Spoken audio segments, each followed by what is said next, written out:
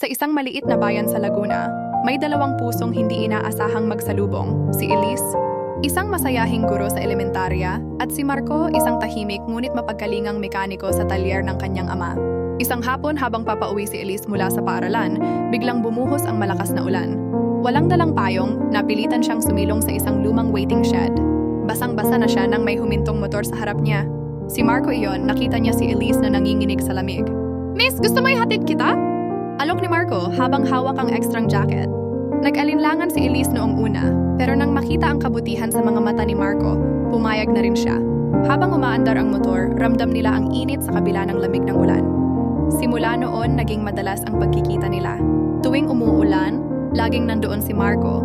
Tila bang ang ulan ay naging tulay ng kanilang pagkakaibigan at unti-unting pagmamahalan. Pagkalipas ng ilang buwan, naging opisyal ang kanilang relasyon. Hindi ito marangya. Walang mamahaling regalo, walang malalaking sorpresa. Pero sapat na ang simpleng pagdalaw ni Marco sa paaralan ni Elise, ang paghatid sundo niya kahit malayo, at ang mga tahimik nilang kwentuhan sa ilalim ng puno ng mangga. Ngunit dumating ang panahong sinubok sila ng tadhana. Kinailangan ni Elise tanggapin ang alok na magturo sa Maynila, isang pangarap niya mula pa noon. Nang marinig ito ni Marco, hindi niya agad alam kung matutuwa ba siya o malulungkot. Mahal niya si Elise pero ayaw niyang pigilan ito sa pag-abot ng pangarap. "Kung aalis ka, paano na tayo?" Tanong ni Marco isang gabi habang sila Yorkie magkasamang nakaupo sa waiting shed, kung saan sila unang nagkakilala. Napaluha si Elise. "Hindi ko alam, Marco.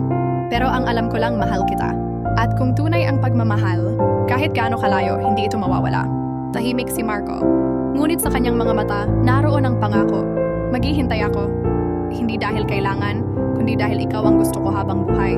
Lumipas ang isang taon. Hindi naging madali. May mga gabing sabik na sabik silang makita ang isa't isa.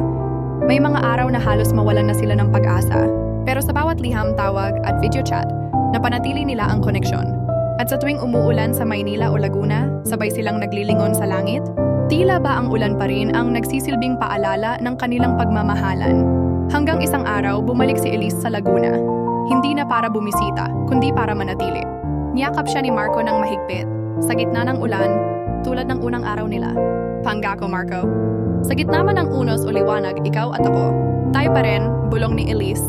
At doon, sa parehong waiting shed kung saan unang nagtama ang kanilang mga mata, nagsimula muli ang isang pag-ibig na pinanday ng panahon, distansya, at ulan.